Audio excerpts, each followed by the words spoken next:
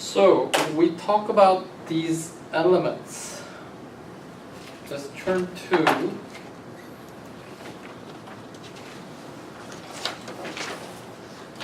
page 5. Now page 5 basically it shows the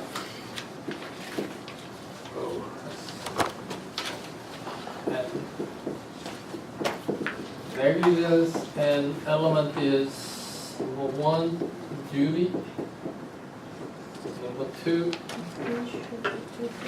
breach,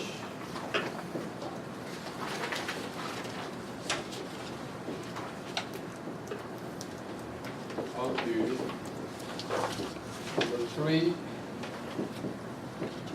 causation, 4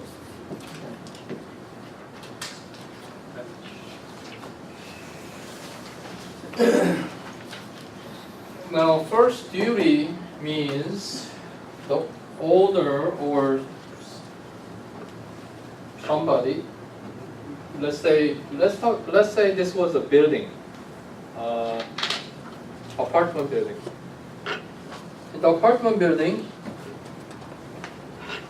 some tenants got robbed by.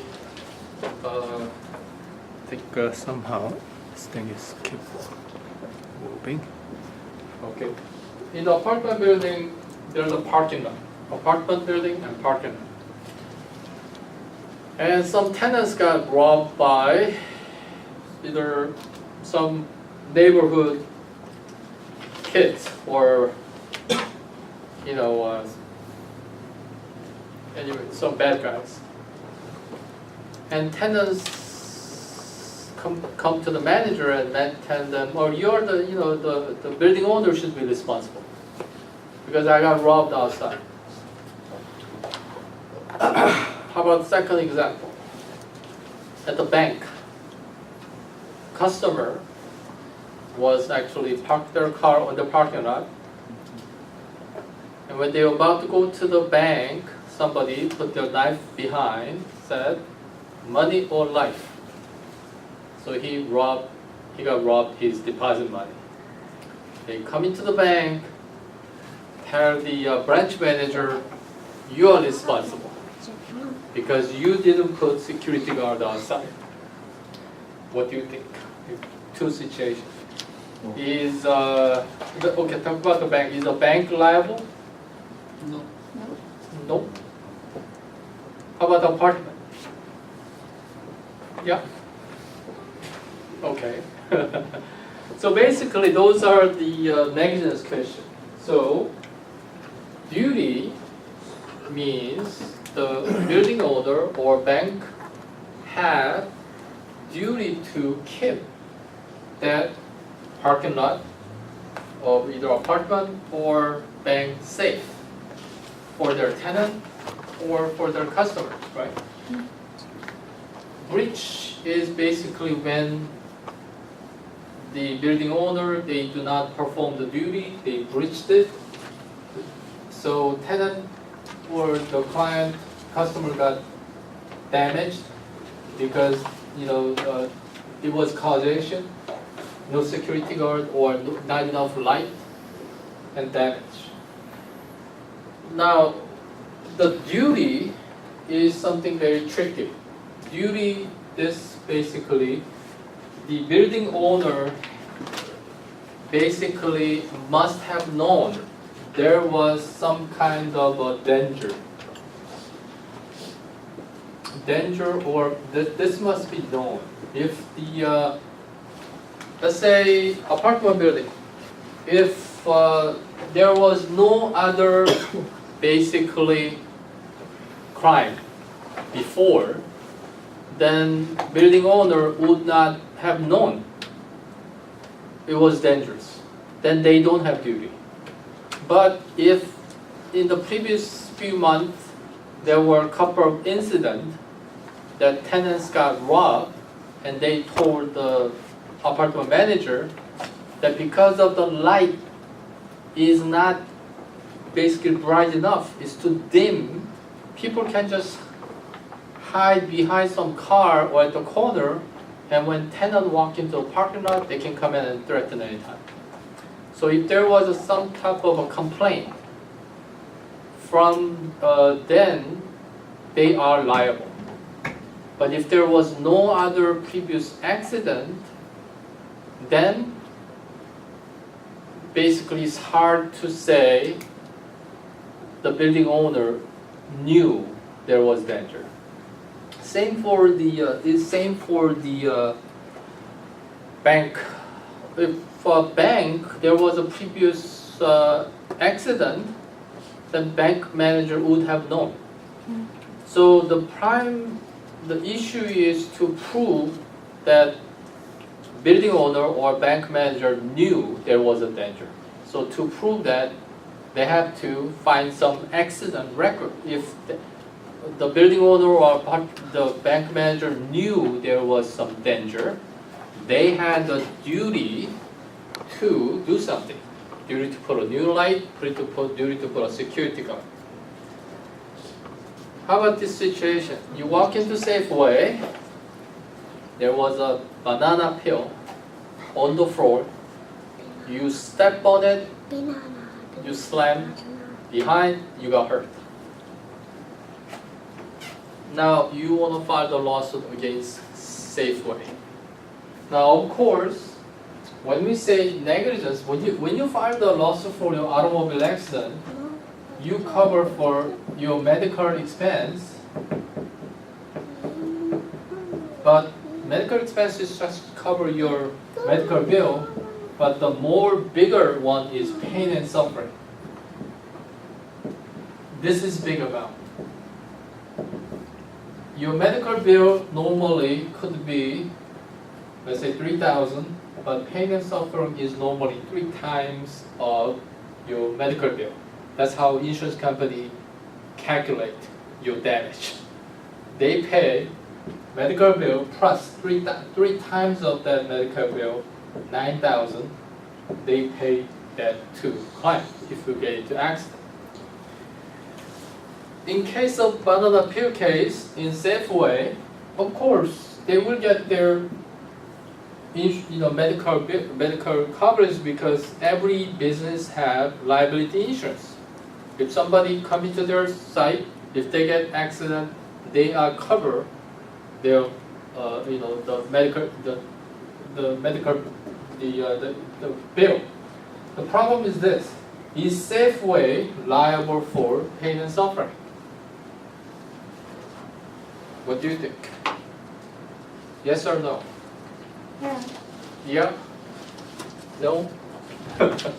For every accident, there must have been pain and suffering. Mm-hmm. So yes. Yeah, that's a very common case too, and so many cases went to the court. Just like our shoplifting detention case. So you know what's the court case law on that? Court case law is every 30 minutes, market has duty to inspect the floor every 30 minutes. If the banana peel was there more than 30 minutes, market breached their duty. But if that banana peel was there only 5 minutes, market did not breach their duty because they cannot inspect the floor every 5 minutes. The case law is market manager or owner has duty to inspect their floor every 30 minutes. So if there is anything, they have to remove that. So this duty is like in different instance, that could be different duty. It could be duty of a landlord. There is also a lot of case. I think another tricky case is market case. Let's say this is another tricky case. In a market, there's a restaurant. Somebody who is not there to shop, but they just want to use a restaurant. They are not shopping, so they are not in a way customers of market. They come in, they walk into the restroom, and actually somehow they got like, once they wash their hand, they basically, their elbow. Somehow elbow was broken, they got electric shock. He just came in to use the restroom. Now, does the market, can he file the lawsuit against market when he is not customer of, he's not there to shop? That's a tricky case, right? I have some experience before, just I took a picture, Uh-huh. but so we didn't pay anything. Yeah, so because we already, in the wet Oh, wet floor. sign, Oh, but okay. the customer didn't watch. The Oh, sign okay. was Yeah. slippery, but she So- called Uh-huh. 911, Uh-huh. and 911 took her, Uh-huh. but we didn't, pay. Oh, we you guys could not didn't- pay the anything. Yeah, at least, because we already they put a signed. wet sign, but customers still sleep, so there was no duty. And they did best as they can. But if they left the water as it is, yeah, then they breached. But they at least mopped it, and they put a wet, the sign, and customer basically slipped. But if they left the water, then that's breach. Then- Oh, the restaurant case. Okay, I mean the market case, restroom case. The restroom case, this is again the court decision, because court decision is like market when they leave the door open for anybody, they are more like inviting public. So even the non-customer come in, use a restroom. Market still has a duty to keep everything in order. So even though he was not, the customer who purchased it, if he got injured in the restroom, court considered that as inviting public into their place, so that person can still file the lawsuit. I think many of these lawsuits is some of the private restaurant. Customer walk in, use the restroom, but did not hit. I mean, a lot of customer actually in emergency they have to walk in any restaurant, but they are not eating food there, and they got injured in the restroom. So bottom line, then they can still file a lawsuit. So landlord still has duty. Now in negligence case, it can get much more complicated because accident is not always this straightforward. Why? Because let's say the car is passing by, suddenly the lightning hit the tree on the next to the street, and tree is falling, and this car is suddenly trying to avoid that tree, then he hit pedestrian, right? So he didn't make any mistake. If he was driving, there was a mistake, he hit the pedestrian, he's liable. But lightning hit the tree, and tree is falling, so he's trying to avoid that tree, hit the pedestrian. So now that's type of it gets so much different type of cases. Now we don't want to spend so much time on that. On that kind of cases, so special case, we call superseding event, means something unforeseeable. If there was something totally unforeseeable cause, then driver is not liable for payment for on negligence one. And I don't want to go more detailed than that. Then it's going to make your life miserable. So let's go to product liability, because you see that in my handle. Now this actually this is more for memorizing for the bar exam, so you don't want to study that far. Let's go to product liability. Oh, let's go to page 9, strict liability.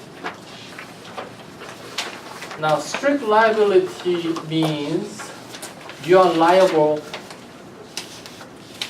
without, there is no, they don't consider duty. Now, oh, okay.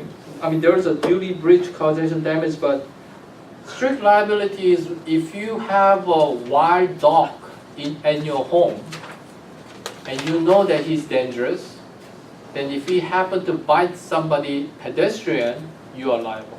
There's a Korean dog called Jindokge. He's very hyper like Korean. He loves to bite stranger. So most of Koreans like to have our Korean dog, right? So we used to have a lot of Jindo. This Jindo dog has so much problem because they bite pedestrian. They are so obedient to their owner, 100% obedient. They will die for you. But they are only obedient to owner only. Other than that, they bite anybody. But Very high. but house owners attach on the sign of the They do. premise. Yeah, they do. But as far as the so Jindo dog is classified as dangerous animal. That's the thing. Other dogs are not. But nowadays, what's that dog? Big dog with it bites so many cases. I think I forgot which dog is that. You know the big black dog? Bulldog. Yeah, bulldog. They are classified as dangerous because they kill so many people. Once they bite, they don't release it. But once they bite somebody's neck, they don't release it. They just hold on to that. So strict liability is basically when you are here at the middle, wild animal. Owner is strictly liable for injury caused by wild animal. Domestic animal. If the owner has knowledge of that particular animal's dangerous propensity, then basically they are liable. And also another strict liability case is, let's say in middle of the neighborhood, somebody's manufacturing dynamite. Now if that dynamite explodes, no matter what, he's liable. Because he's doing something dangerous in the middle of a lot of people. So the reason I'm covering strict liability is because now we are going to product liability. Now product liability is very, in a way, maybe a complicated issue even for law students. Now under the product liability, there are 4 methods that people can file the lawsuit. So number 1 is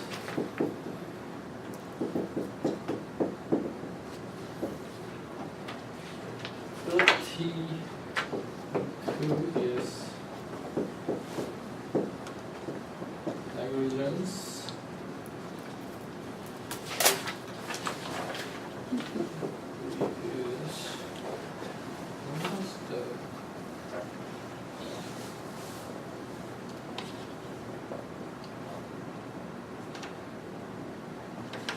Okay.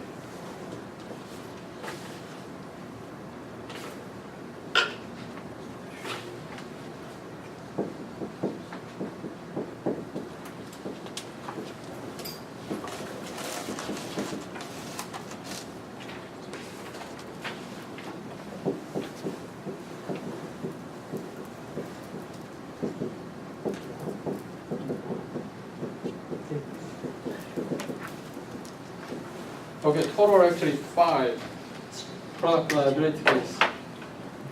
Now, if in our video, the first one was a negligence case.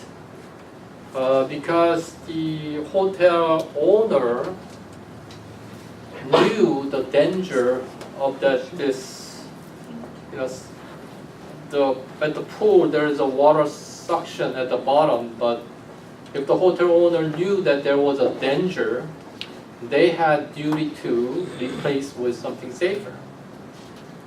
Second case was product liability case. Let's say there's a tire, and if tire blow up, let's say normally they have a warranty period, right? But let's say within a year, if the tire blow up, it means something is wrong. Something is wrong with the product. The most famous product liability case was Tylenol case, about close more than 20 years ago. Anybody here heard of the Tylenol case? The drug. Yeah, Tylenol, we eat Tylenol for pain killing. When we have pain, headache, we eat Tylenol. But it was not really Tylenol product was bad, but somebody intentionally put the poison into Tylenol.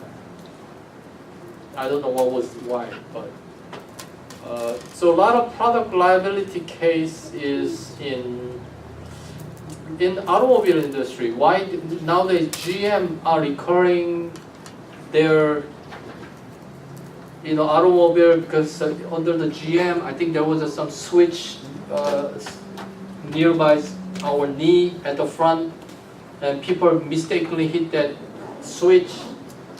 Then let's say engine suddenly turn off, let's say middle of highway or something. So there was a lot of that. Another case was Toyota case. Toyota case about 5 years ago.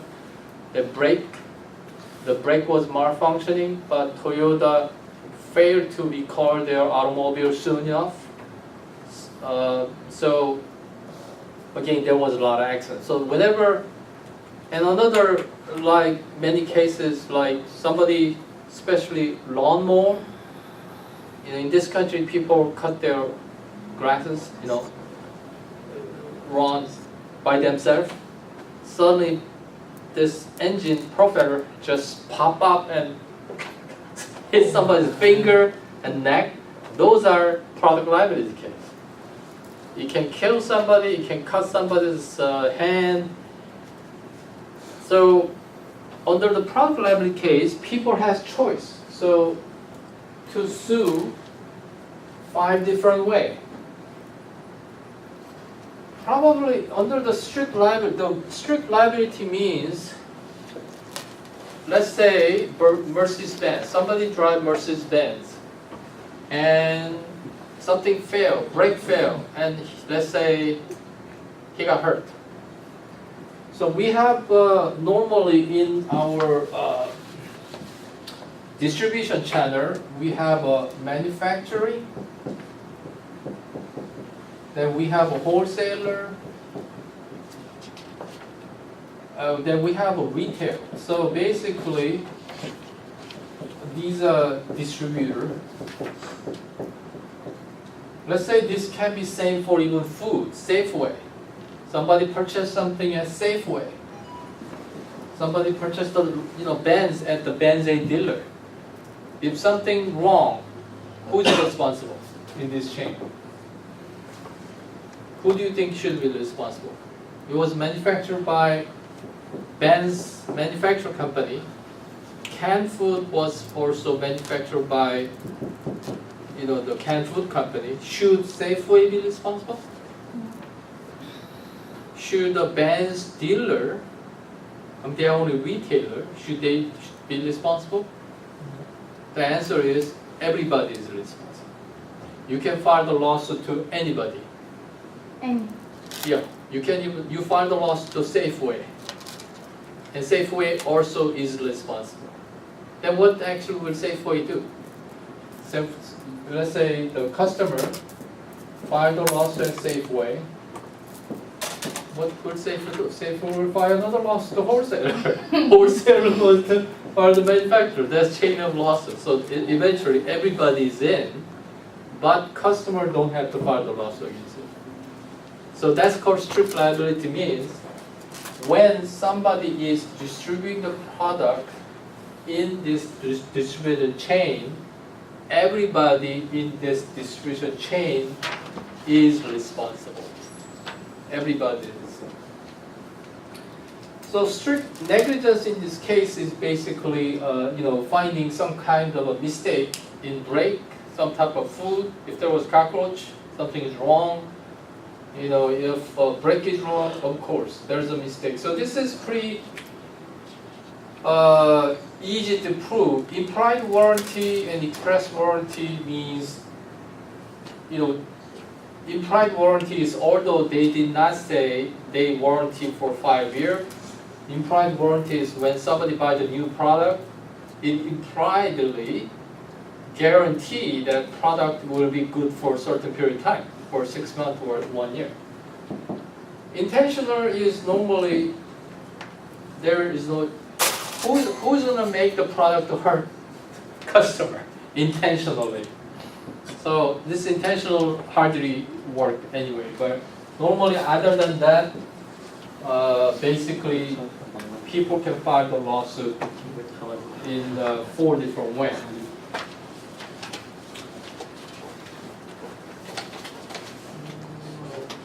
Okay, let me see. Now there is one more thing. Let's say very popular product liability is cases not because product is defect, but they did not put the warning sign outside. Let's say many of these pharmacy products, the two can happen. Some people are selling medicine, but it should be child resistance. But child think there's a gum inside, they open the cap, they ate it. What happened? Children is hurt, right? So that can be, although product itself is not defect, container is defect. That's also product liability. Second thing, this pill should not be eaten by pregnant women. But there is no warning outside, say, this pill is dangerous to pregnant women, so pregnant women should not eat it. But they ate that pill, they have a child, miscarriage, or a child with disability. Now that's another kind of product liability case we call design. First one, the cap problem, that was a designing defect. Second case is also defect not giving enough warning.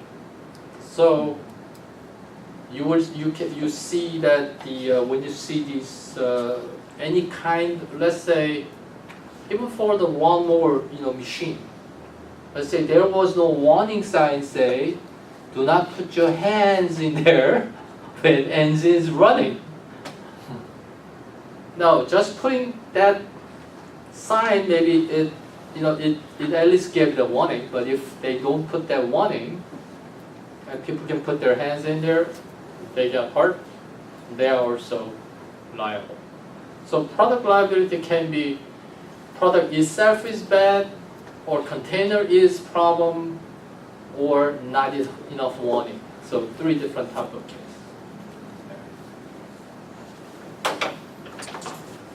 Let's see, what else do we have?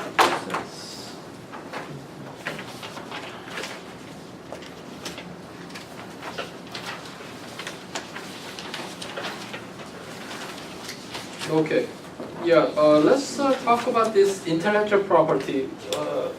Now, this intellectual property is not taught, but it's in chapter 7 in your textbook. Now, normally this intellectual property, they are talking about patent and copyright.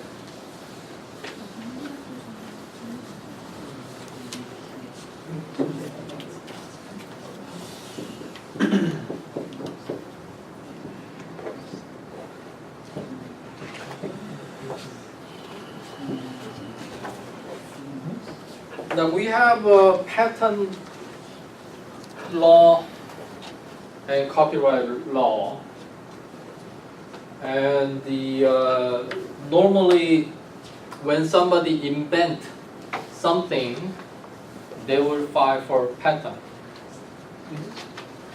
But patent doesn't mean that it has to be totally new.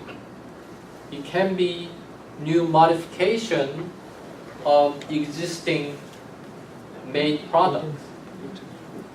So there can be so much, everybody file for the patent. Nowadays, actually, you'll see that in the past 10 years, it has been patent war of big corporation. So in every big corporation nowadays, they have a patent department, and whenever they come up with the idea, they just file the patent. So what's the most biggest show in the patent law was Samsung and Apple, right? Now, Apple won on design, even small, simple design, like our cell phone. It's not a rectangle; it's a corner.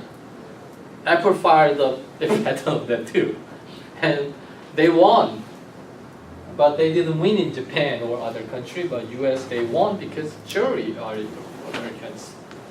So this patent can be, so many people actually file the file patent, and 10 years later, some product come out and they say, hey, I filed a patent 10 years ago, but I never made a product. And when they actually can claim that patent, they earn so much money. Because they are saying, it was my idea. Many things we have idea, but we cannot make it because technology is not available at this time. We still file the patent. Maybe someday, somebody will use my idea. Some small manufacturer cannot invent big products, right? But a lot of people just file the patent. And someday, when big company use his idea and make a product, then he can claim, hey, I have a patent. So, yeah, patent is an interesting area, and copyright is basically also, there is a copyright, and also there is, what's the founding name? The name, a trademark, or trademark.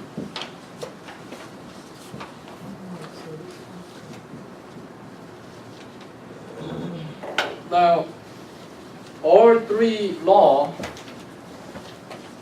somebody actually filed as a patent is different, but on copyright and trademark, if somebody just filed it and they don't do anything, it doesn't mean anything. Like especially trademark. Trademark means you have to use that in your product, or let's say somebody came up with a new trademark and did not use it. He doesn't get the protection, because that's to reserve his name or color, whatever. So trademark, they have to use it.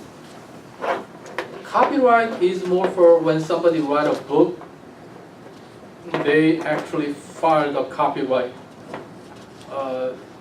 in the federal department. Then nobody can basically copy their product. So it's to protect somebody who maybe wrote a book type of thing. And I think it's in your quizzes. I think they protect 95 years. It means they're gonna protect during your lifetime. Then maybe after 95 years later, people can duplicate it. Patent law. Now, on patent, one time I filed a patent. everybody know that green tea is very good for your health. And in Europe, there has been a lot of research that green tea prevent cancer. So we came up with the idea, hey, let's make a cigarette with the green tea. Because in Asia, in the acupuncture, in Oriental medicine, we sometimes inhale the steam or inhale smoke to cure. So we thought, boy, maybe we can, green tea, when people smoke green tea, it will cure cancer or prevent cancer. And that's better than anything else, right? But we didn't first start with the green tea. We first started with the lily leaves. In Oriental medicine book, it said lily cure lung problem. Somebody who has a problem, cannot breathe well, they inhale actually, lily leaf. So first product was we made a cigarette with the lily. The problem with these things is tobacco is soft leaf, so you can cut it.